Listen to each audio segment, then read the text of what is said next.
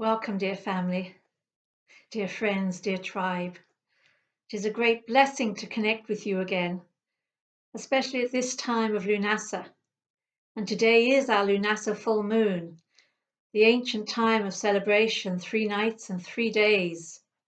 Great fires across our land, celebrating the first harvest, the first baking of the breads, the first collecting of the apples, the making of the mead, sharing together, laughing together, enjoying all and knowing yet what is to be done, the work to be done.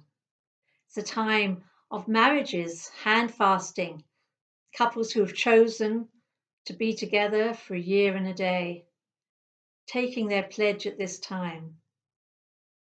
It's held by the goddess Tieltu, the Fearbol goddess, the people that were here before the Tuatha Danann, our gods and goddesses of the land. Tieltu is said was the first one to live on Tara, to bring it into the place of the royal residence. And Tieltu brought with her the way of agriculture. She was the first one to turn the soil, to plant the seeds, to grow the fruit and the vegetables for people to eat. She spent her life working upon the land, giving of herself, to the point where they say she even died working upon the land. And when the Tuatha came, the Tuatha Danann, they offered Lu, the sun god, as a babe to her, to foster, to care for, to keep peace between them at that time. And it's said that she held him, she loved him, she breastfed him, and so beloved was she by him that when she died, he started great games in her honour. Games in a place now known as Telltown, called in honour of Tieltu.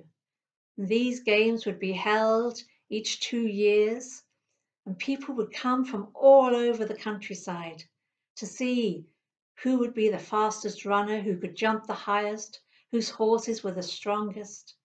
It was a time of merrymaking, a time of union and coming together, and indeed a time when people would choose to hand fast together for a year and a day. And across this land, they would all recognize and pay homage to the earth for all that she had gifted them. And in their merrymaking, in their coming together and sharing of stories and songs, they too shared with the land. This union between the people and this living earth was one that was natural to them. And this is something that's coming very much back again into our awareness. Each year, more and more people are walking the land. More and more people are coming again to our sacred sites, remembering, reweaving all the journeys, all the stories that lie within us from our ancient ones.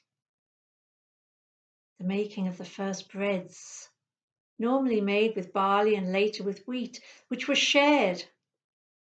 The strength was in the giving and the receiving. The mead shared among them. And this harvest, this time of harvest, is reminding us too, what is it we can harvest from within ourselves? This year has been a hard year for many, so many. And most of us have had to be within ourselves, isolated, cocooned, bringing up anything and everything that we have held within ourselves. A time of reflection, a time of seeing and understanding, acknowledging and owning. Owning all that we are, owning our fears, owning our joys, owning our kinship with others of our human race, our human beings. Recognizing, indeed, we do walk together. We do share this sacred earth. And we have a responsibility to her. For we have been fighting We have been acknowledging something outside of ourselves that has affected us, has gone within. And this too is what we've done to our earth, for we are her virus.